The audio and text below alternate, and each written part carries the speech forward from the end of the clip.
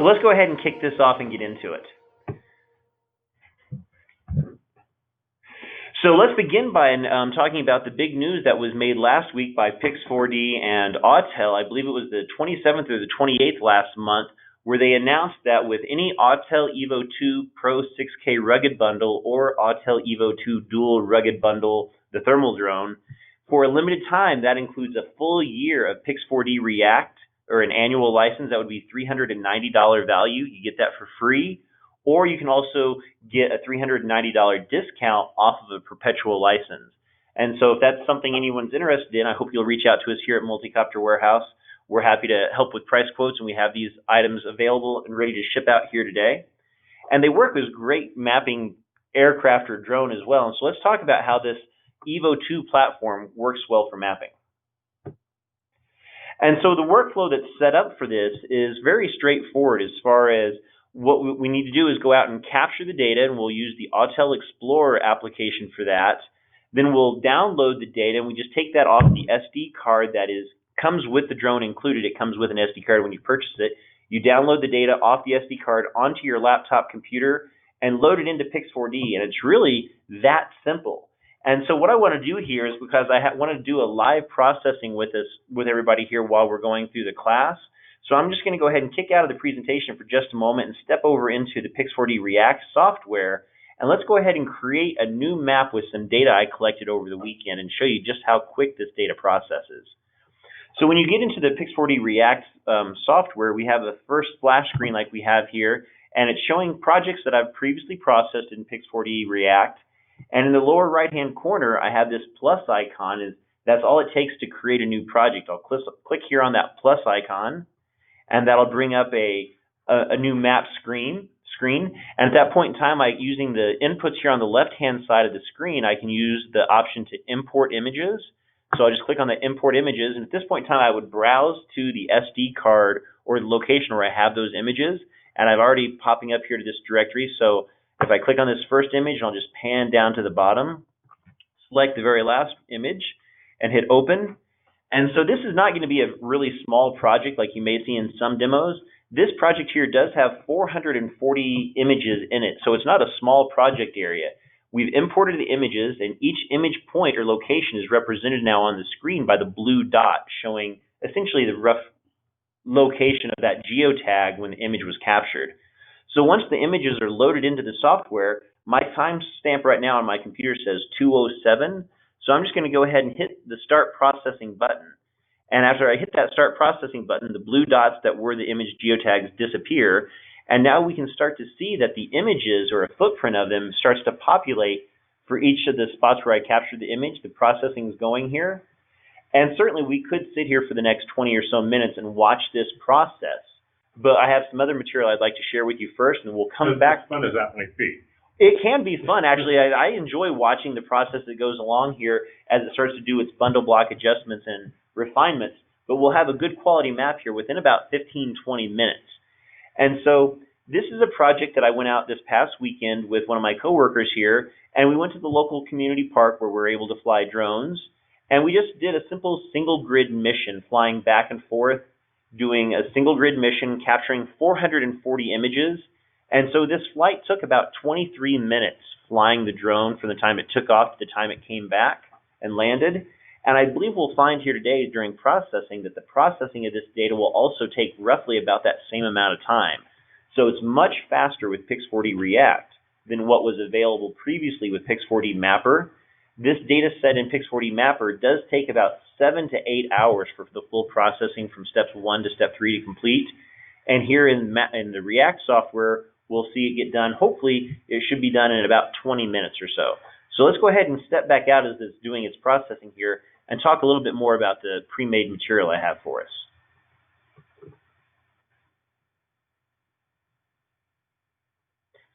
So as I was talking, we go out, you capture the data, download it off of your SD card for the processing, download it onto the computer, and then the processing begins, and we'll get to the examination here in just a bit.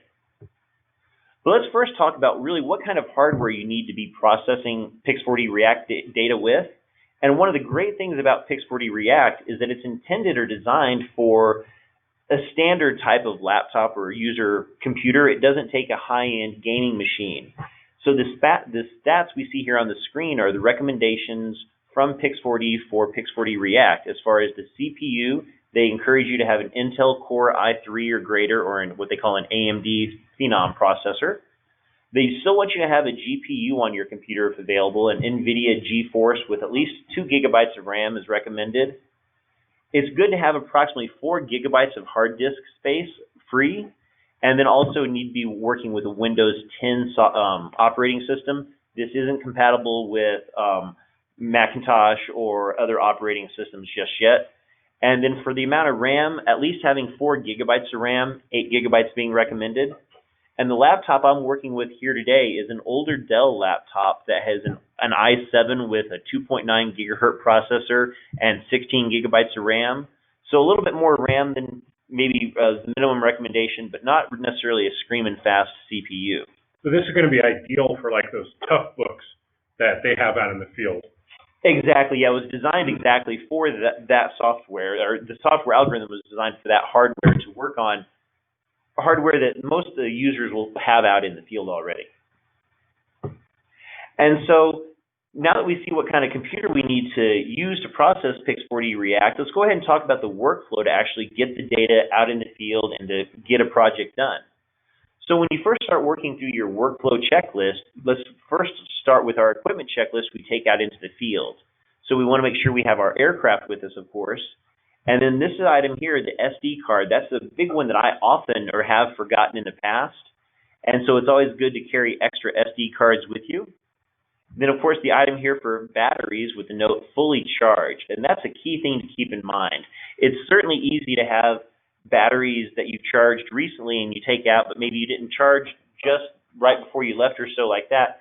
And having a battery that's been partially discharged, if it's an intelligent battery, so you're maybe down to 90 or 85%, it's really always best to begin with a fully charged batteries. So do try to charge your batteries before you go for your next mission. And then, of course, the remote control, have that RC charged up as well, and your mobile device.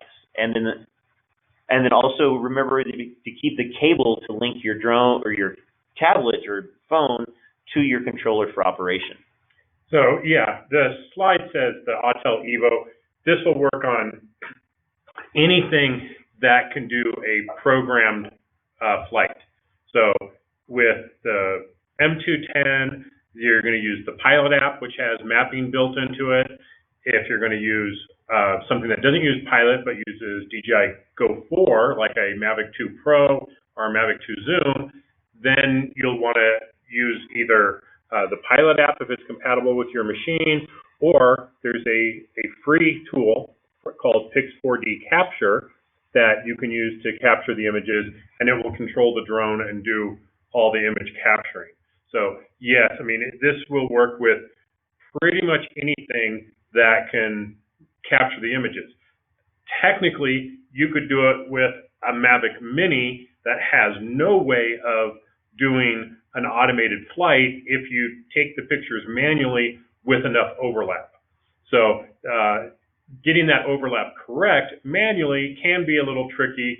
You know, you can turn on the rule of thirds grid and, you know, do it that way, but it's much easier if you can use the Pilot app, the Evo Explorer app, or Ground Station Pro, or Pix4D Capture, something that's going to automate that capture process for you. Most certainly, yeah. This is hardware agnostic as far as like Pix4D React will process images from most RGB cameras, and it doesn't have to be captured during an automated flight, but certainly having the automated flight capabilities does make that data collection go much more smoothly and easily. And then, of course, you want to have a Windows 10 laptop for your processing. And so once you've gone out and you've got all your equipment together, let's go ahead and talk about those things that we need to do in the field before we actually launch and do the mission. Okay, Randy, great question. Is it compatible with the Crystal Sky? Well, the Pix4D React runs on a laptop or a desktop computer running Windows. A Crystal Sky is going to, you know, depending on what aircraft you're connected to, may or may not have the application available to program the mission. if you're using anything that works with the Pilot app has mission planning capabilities in it. There are ways of installing the Pix4D capture program on a Crystal Sky. It's kind of a little hack thing, but if you're interested in that, then shoot Aaron an email or give him a call, and he can walk you through that. Most certainly, I'm happy to help people get flight control software onto the Crystal Sky. This presentation today is outlined a little bit more geared directly towards the Autel Explorer app, but certainly you can use any kind of flight control app, or as Carrie mentioned earlier, manual flight, as long as you have consistent overlap. And so whenever you go out to do a mission, the first thing I like to do is inspect the entire mission area as far as looking around for vertical obstructions, high elements, whether it be towers or power lines, things I want to be conscious to avoid. And then, of course, make sure your area is clear of obstructions, power lines, trees, steep terrain, etc. Know what kind of topography you're dealing with. And then, of course, the most important thing is to check your airspace clearance. Make sure you have proper authorization through LANC or other airspace clearance applications. And then when you're ready to do your project, the first thing you want to do, of course, is turn on your remote control. I always like to turn on my remote control before I power on the aircraft, just to make sure I get good linkages between the two. Then, of course, you can connect your RC to your mobile device. And it's always good to try to plan your missions ahead of time if you can, back at home where you know you'll have good Wi-Fi connection to download maps and things like that for background helpful data. But if not, you can perhaps connect with a hotspot out in the field as well, download that background map. And then when you go into the Autel Explorer app or your other flight control app, in this case, we'll use the mission function where we have two options of either doing a rectangular mission or a polygon mission. And really, these two mission options are pretty analogous or the same between the two. The rectangle mission will always be somewhat square or rectangular in shape, whereas the polygon mission option gives you the chance to create a more unique polygon outline that's not square or rectangular. It can be a more complex shape. And then whenever we're doing a mission for rapid mapping purposes, our application for doing this is to have the camera at a nadir orientation with a straight down camera angle or nadir. And then we also want to be flying with consistent overlap that we capture at least 60% overlap front and side. That's the minimum overlap from Pix4D that they recommend. I find that I get better results by having higher overlap, but once again, 60 is the lowest. And here they advertise or they advise capturing your data 10 times the height of the tallest obstacle or the highest legal altitude. So if you're flying over a area that says maybe has like a 2-story building in it, so maybe that building would be maybe 20 feet high, and so, or 20 or 25 feet high. So they're saying here that you want to fly at an altitude of about 200 to 250 or so feet, and that may not always be available or able to fly. So the area that I did my project in here in the past week, I initially thought I'd fly at 400 feet, but it turns out because we are close to the Centennial Airport, part of my project area was in a 150-foot LANC grid, and so I was only able to get clearance for up to 150 feet, and we'll look and see how that impacted the results of our project as we move forward. And then, of course, always try to keep your drone speed at a slow speed as possible to help increase the quality of your images by capturing them at a slower speed. You'll get less motion blur and less distortion in your images as well.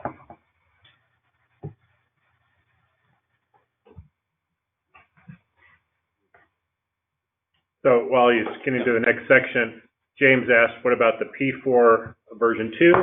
And that's going to depend on whether you have the Plus that has the built-in screen, which is quite difficult to get any third-party software working on, or if you have the one without the screen and you're using any type of tablet or phone, then I would recommend the Pix4D Capture app. You can get from the Google Play Store or the Apple App Store. It's a free app, so very cool. And Morris says that there's an app called DroneLink, which supports the Mavic Mini and some other aircraft and includes terrain following. That is not a free app. It's like $20 a month to use, so you'd have to like really want it, I guess. But I guess that's an option. I mean, if you want to try and do mapping with a Mavic Mini, it's an option today. If DJI comes out with the SDK for the mini, well then, that would be an option, but I doubt they will. Yeah, regardless of what software or drone you're flying, ultimately you're going to have a project area that you identify on the ground, an area of extent that you're looking to map. And so when you're planning out your flight mission, it's important that you plan your flight area to be slightly in excess or larger than the area you're actually trying to map. So we can see on the graphic on the screen here how the red dots would indicate photo locations. The big gray square in the center would represent the area of interest that we're trying to map during our project. And we can see here that when we flew the mission for this project, we would then have data, at least one flight line in excess or proud of our intended mapping area. And that'll help us get better results, because if you map up just to the edge of your mapping area and don't go beyond it, the data at the edge of your project will be more suspect and not as high a quality. And so since the goal of today's webinar is to talk about how to map rapidly, I would strongly encourage you to try to fly at 400 feet if possible to maximize the footprint of each image on the ground. And then also by flying as high as possible, you'll have fewer images in your project overall. You will have a reduced ground sampling distance, or actually a larger ground sampling distance. You won't have as high a resolution end product. But ultimately for a rapid map, you more than likely don't need 1 and 2 centimeter resolutions. If you have a couple of inch resolution, that's more than enough detail to see the key features within the map. And it's also important to remember to keep your camera at that nadir or 90-degree orientation straight down at the ground. I'll show an example here in a minute of what happens if you try to fly a mission with an oblique camera angle and process it with Pix4D React.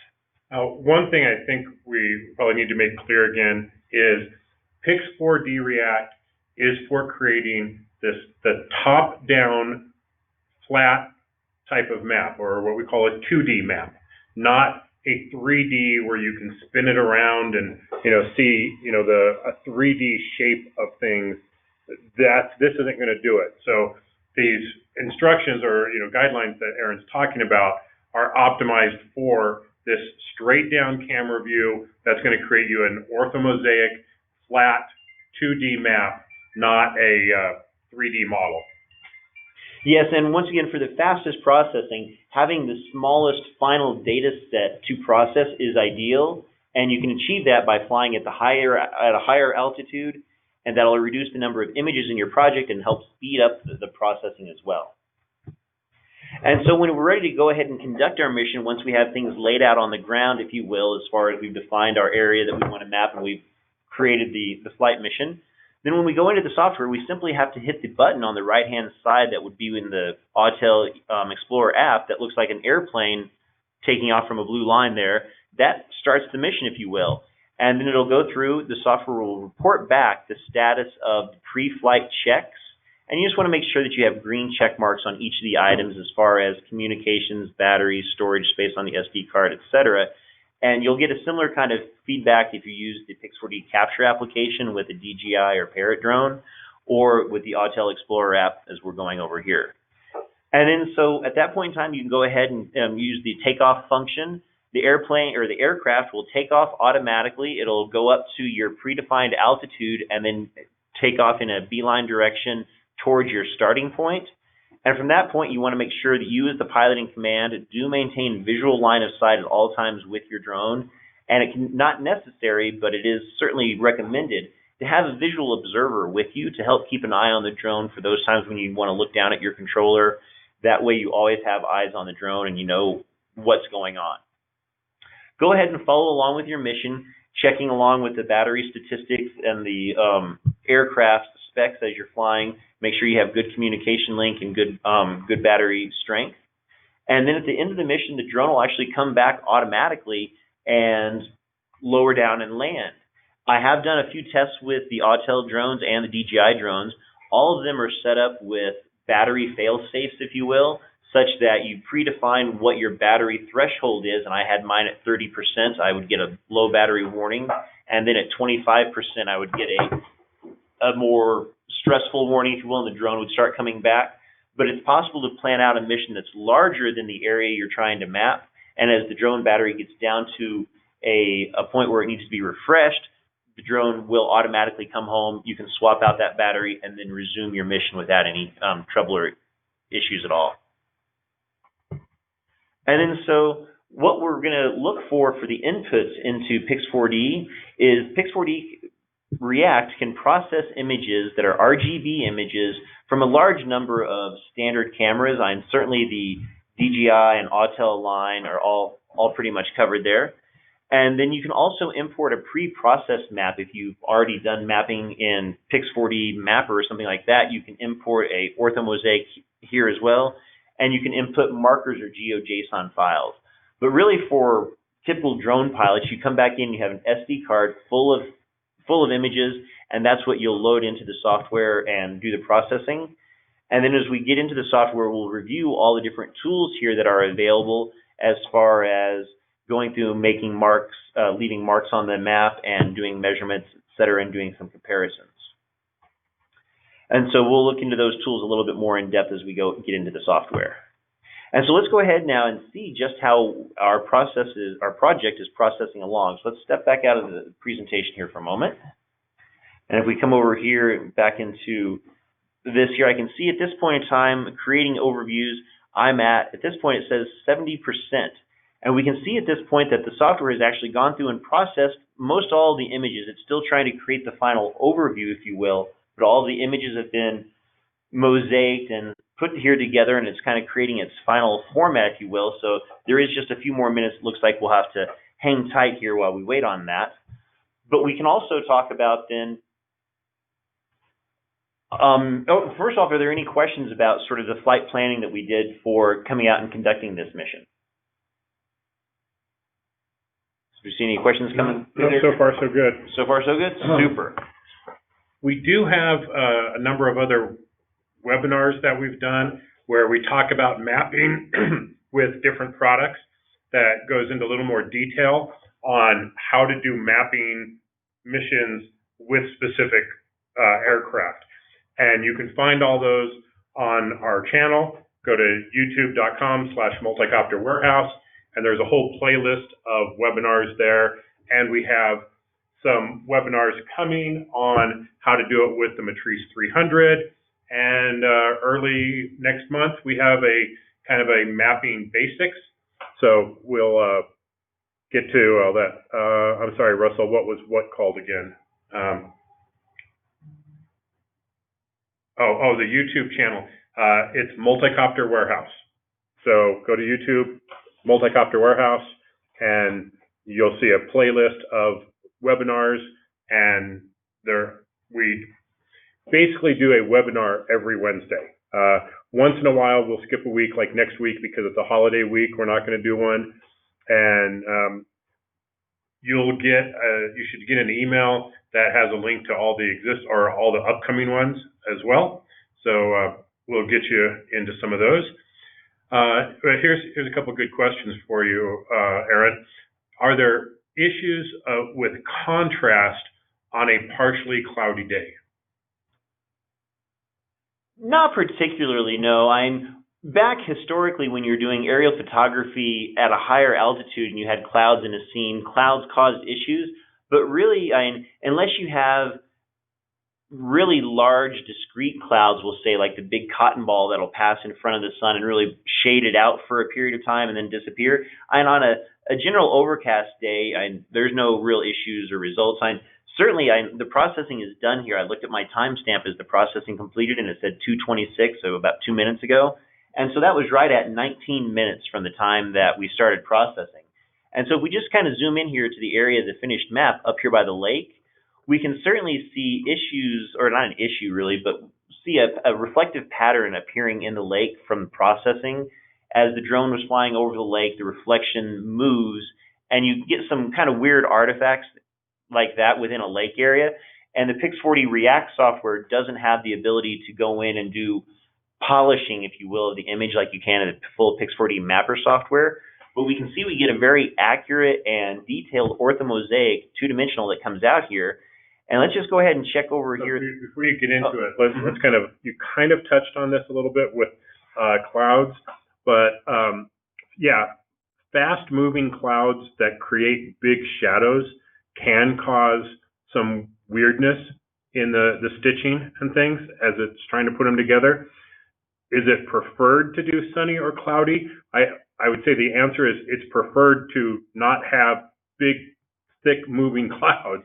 Shadows are what you're trying to avoid. If you are shooting at 9 o'clock in the morning, you're going to have heavy shadows on one side. If you're shooting at 4 o'clock in the afternoon, you're going to have heavy shadows on the other side. If you shoot between like 11 and 2, there's going to be very minimal shadows on things. If you're shooting on a nice overcast day where the sun is nice and diffused and there's no shadows anywhere, perfect. But seeing as how React, I mean, that's for mapping in general. With React, this is really designed as a fast tool for public safety. You know, I mean, certainly there's other uses, and we'll get into those, but as a public safety tool, you don't have control over when you're going to go and do that flight. There was an accident, you need to map it right now. So it really doesn't matter at that point. You got to go and do it. You can't always plan when. On a normal mapping, surveying type job, sure, you might be able to go, yeah, let's see how it is tomorrow, you know, but you can't really do that with something like this. And so there's two questions here. I'll just kind of address them both at the same time. Yes, you can do mapping with a thermal camera. So yeah, whether it's the EVO 2 Dual, or whether it's the Mavic 2 Enterprise Dual, or the H20T, or an XT2, yes, you absolutely can do mapping with a thermal camera. And we'll have a webinar in the coming weeks addressing that. And so I just wanted to look over the sort of the quality of the image that came out here. Certainly you see some artifacts, if you will, in the lake area that look a little bit unexpected, or like the unique pattern doesn't look so good there. But as we look around in general, and this is a park area in the general area here in Denver, Colorado, things look pretty good. I did have a chance. I went ahead and I did lay down what we call the Hoodman Sky Ruler. So I'm going to zoom in here. And this is right where I was operating this day here, kind of in the middle of the project area. I was back under these trees on a nice shady spot, if you will. But it's actually interesting. Two people asked what kind of level of detail are you going to get when you zoom in, and here you are zooming in. And so yeah, here we zoom in. And so this is a 5-foot black and orange corrugated kind of plastic device that is a sky ruler that when we measure that, I can come in here with my measurement tool. On the left-hand side, I have the measure tool. I can do measurements of areas or lines. We'll do a line here. Just move my mouse over to the edge. I'll left click once to start measuring, move my mouse to where I want the measurement to stop, left click again, and then hit the checkbox. And so here I got a measurement of 5.1 feet. So I am 1/10 of a foot off there, but I bet if I delete that there, and let's zoom in a little bit further, because really which pixel you click on will have an impact on where your measurements within just a couple of inches there. So let's try that one right there and see if I got any better. So that time I came in at 5.06 feet. That's pretty darn And I was good. expecting 5 foot even, if you will. And so that's pretty good accuracy. Most law enforcement folks, if they can get within 0.06 of a foot, that's more than accurate enough for their measurements. And so as we look around here, certainly we can see all kinds of detail. They were doing work, some construction work in this project for a irrigation ditch, if you will, or kind of a flow of water through the parks. We move down a little further, we can see here the detail. They're doing excavation work here, folks down in a trench pulling out a little dirt, but you get good detail as far as you can make out the individual pipes and hoses they have running around the location here, sucking out water from low points and things such as that. So you get really good 2D data, and you don't get the height information. I can't tell you how high this bridge is elevated above the channel down below it, but you get good two-dimensional ortho data here. And so I want to show you guys now an example of the project, the same project data that I got when I processed data that was captured from an oblique camera angle. So if I come back out to my standard projects area here, I see up here, we have Tommy Davis double grid oblique. So I did do part of the project down here at the construction area with an oblique camera, and that would be with the camera not at 90 degrees straight down at the earth, but at a 70-degree angle or 20 degrees off of nadir. And at first glance, everything looks about the same as before, but as we zoom in more closely, things around the construction site, I already can see some kind of weird edges, like things aren't quite lining up the way you expect. And if I move up a little bit further here, kind of on the construction site hides things because of the non-consistent patterns. But as we get up to the area here along the canal, you can see all these breaks along the edge here. And that's because the Pix4D React algorithm just can't deal with the oblique camera angles like you can with Pix4D Mapper. I processed the same data with Pix4D Mapper and got much different results here, if you will, with the oblique data, but the overall quality of the orthomosaic from the 2D and the nadir data are completely comparable.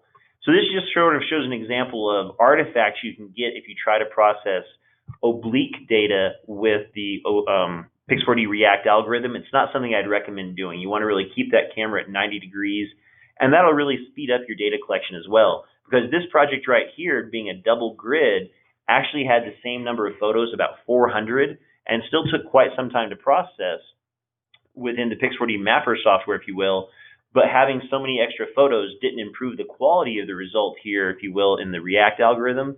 So just keep your camera collection simple, if you will, keep it at a nadir camera orientation, and maintain about 70 to 80% overlap, and you'll get good results almost every single time. And then, so I have a couple other examples here I did. This right here would be the same data I processed with Pix4D Mapper, creating an output orthomosaic, and then you can just import that ortho directly into Pix4D React. And so as we zoom in here, we can double check the sky ruler that I had in this project here just as well. This is the same data but processed in Mapper and then loaded into React. And we'll see here with my linear measurement of that sky ruler again, I should be still right at that 5-foot mark. And, that one came in a little bit worse. Let's try to zoom in. Being farther zoomed out, you'll get poorer measurements usually because you're not as precise in your clicking. 5.12. So that one came out a little bit higher there, and that may just be because of how I've clicked there, but you still get good comparable results. And we can see here in the Mapper algorithm, even though I processed data that also had some oblique imagery to it, we can see that the artifacts that we had down here on the channel area don't exist. So they're much cleaner from the React algorithm. So when we look at our project within React, there are capabilities within the React software that aren't in the Mapper software, such as you have the ability to make these markers or marks on a map. So in this map here, I've already gone through and created some. You can just zoom in, essentially, use the mark tool here, and if I wanted to come up and I can mark a point. If I wanted to make a point here, maybe for the parking lot, I just call parking lot with 18 spaces, and then hit save, and then that'll label that and put that right there. I can also do area calculations if I wanted to find out what the area of this lake is. Certainly, the more you zoom in and the more precise you are on your clicks, the better your overall area measurement will be. But I can just quickly move my mouse around this area here. And I can see that sometimes it looks like that cross there, the check, is sometimes in the way of where I wanted to select that. So I can zoom in and see more detail. There we go. And this, I'm just simply moving my mouse around and left clicking as I go, getting good information for area measurements. When I'm all done, I'll hit the check box there, and then it reports back that the area here is 41,237. Oh no, it's not 41 million, just 41,237.59 square feet. So great way to get very accurate measurements because we already measured our 5-foot sky ruler here and see that we got an accurate measurement there. So I'm sure the measurement around the lake here is equally good. And so once we have all of our data here, we can use this option in the upper right-hand corner to export. And under the export option, we have this choice here. When I click on export, I can export out a JPEG or a screenshot of whatever I see on my computer screen. I can export out the full GeoTIFF or the orthomosaic image that was created. I can also export out my GeoJSON file or of the markers that I marked, all the different points that are labeled on the map. Or I can also do a PDF report. So let's just do the PDF report for right now. And then when I select PDF report, I can include elevations and I can include markers. And at this point, I'll just go ahead and hit export. And it'll take it just a moment, asking where I want it to go to here. So we'll go,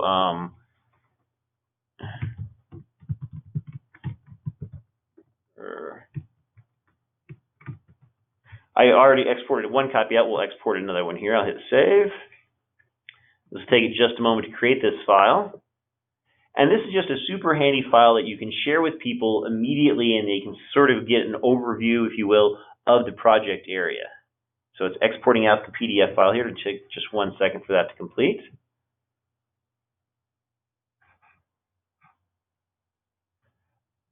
And then it takes me out to my directory there. Those are some KMZ files from previous Tommy Davis work. Where'd my...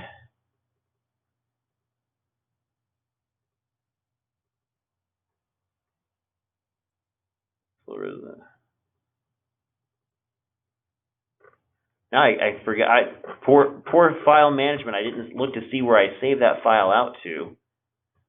Let's try that one more time here. Let's see here if I would hit export. And so that should have gone, no, got to export the PDF file.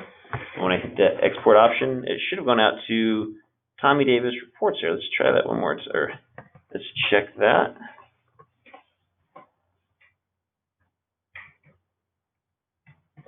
Is it possible to convert the image map to a vector for accurate measurements via snapping?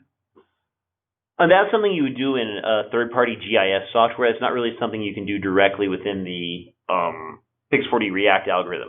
So here I found my PDF report that's put out, and we see on the first page of the PDF report, I get an overview graphic that tells me the name of my project, Tommy Davis Park. The acquisition information comes up as information not available, and I've spoken to the folks at Pix4D, and that comes out of image metadata, and I still need to learn some more about where that metadata is hidden at or how I can get information located into that. But it also reports here my ground sampling distance of 0.59, so just about a little over a ½ inch. And as I scroll down here, I can get, then it includes also an overview with each of the markers identified. They're not labeled on the screen. And then it tells me the number of markers. And then in the report, it also shows me here sort of a coarse overview graphic of what the digital surface model, or DSM, for this project is. And you can see from the quality of this DSM that it is much more coarse, or not nearly as refined or high resolution as you might get out of Pix4D Mapper. But this is, once again, just a very quick and fast DSM orthomosaic, and it is accurate that it shows you here that the low point in this image appears to be down here in this dark spot, and that would be where the lake is. And then you can see the high points for the trees, but you certainly don't make out very detailed information for the roof outlines and those more detailed areas like you get from Pix4D Mapper.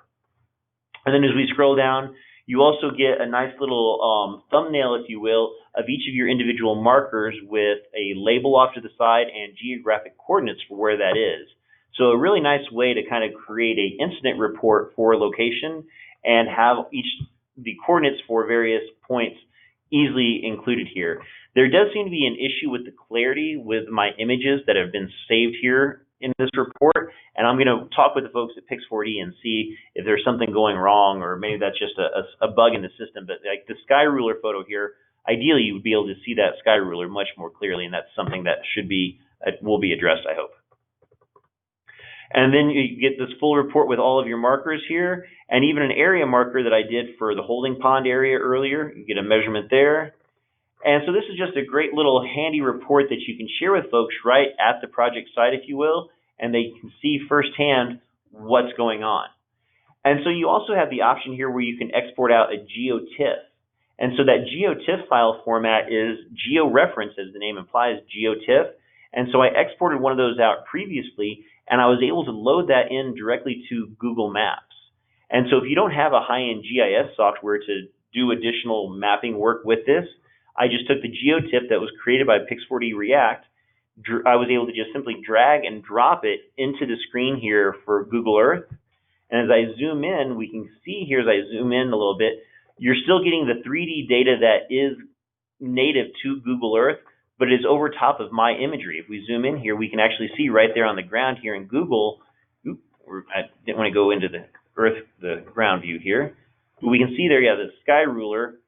It's a little distorted here in this image because my imagery is being laid over top of Google Earth, digital surface model, if you will. But still, as far as situational awareness goes, it's a great way, if I can drive this here. Yeah, there we go. to sort of see your information overlaid with other information available in the area. And so provides really good situational awareness and really allows you to locate your data within the actual project site itself. And the price is right with Google Earth. It's free. Look at the question from Russ. Oh, you have a question? All right. The area you marked on the map, if you select like the tennis courts, will it zoom in or give other data such as if you did some distance marks? Here on Google Earth, this is just taking the GeoTIFF. I didn't export out the mark information as well. And so that would come out as a GeoJSON. And I believe that GeoJSON file can be added into Google Earth here. That's not something I've done previously and ready to do here in a live demo. But we can certainly come back into my project. And I did do measurements here of the tennis court in Pix4D React. And my measurement of the tennis court going along the back here came out at 36.08 feet. And the advertised width of a tennis court, I believe, is 36 feet. So I did get good, accurate measurements there, certainly. And I would not encourage you to do measurements in, I would say, what I'll call a third-party software. Like once you take the data out of Pix4D React and then put it into Google Earth, I wouldn't necessarily depend on the measurements from Google Earth to be within a tenth of a centimeter or a few inches, just because this data is then being stretched and changed a little bit by Google Earth to overlay with their geospatial data as well. So always do the measurements directly in either Pix4D React or in another AutoCAD type program. And do keep in mind, once again, these are going to be two-dimensional measurements you're making, not three-dimensional. And so we talked about here how you can do measurements of lines and areas. We can leave markers, if you will, for a point, a line, or an area. And these markers are essentially, if we like make a mark here for an area, we could say, oh, this is the area that we want the setup to be for the COVID testing site at this location. Maybe if we needed to set it up in a rush for or something, or we can also make this into a marker and we'll call this tent location for testing, if you will. And so I don't want folks to think that this software is really only for law enforcement. Anybody who has any kind of special event going on, if you're having like a farmer's market or a craft arts fair or anything like that, you can go out and have the drone fly over the event right as it's starting up that morning, have the data collected and processed within just 20 to 30 minutes, and have then a live, accurate map, if you will, that you can share with attendees or participants and people there, and they can see how things have changed. You're not showing them an old picture from last year or of previous Google data, etc. You can share then a very up-to-date and accurate map with users leveraging Pix4D React. And so let's step back out here to the presentation just a little bit. And let's talk, we've already reviewed the tools. We can use the arrow tool here to move or pan the map around. There's a GPS tool if you need to get coordinates for anywhere on the map. We reviewed and talked about the measure tool to do measurements of linear areas or lines or areas. And then lastly, you can make marks for points, lines, or polygons, and that will report back the GPS coordinates, the length, or the area of the polygon that you've identified. So very handy tools to extract useful information right there in the field on your laptop without having to deal with any third-party softwares. And then you can take those GeoTIFFs and import them directly into other software, such as the OrthoMosaic is really great to bring into Google Earth, or you can use that in other software, whether it be ArcGIS or QGIS or AutoCAD, etc. And then, of course, you can export your marks and measurements as a GeoJSON or information in your PDF file. And then lastly, you get that PDF report that's just a 2D quick overview of your area. But the processing for Pix4D React really couldn't be any simpler, as far as you simply identify which images you want to add to your project, and the software really takes care of everything else. There's not much else you have to do. And then if there's any questions about how you go about using Pix4D React or Pix4D Mapper or any other third-party mapping softwares, I hope you'll feel free to reach out to us here at Multicopter Warehouse. My email address here, awoods@Multicopter Warehouse. I'm always happy and excited to talk about mapping and drone-related items. Kerry, do you have? No, great. Thank you, Aaron. I hope this answered some questions on what Pix4D React is, who it's for, how it works, and its basic functions and actually getting it up and running.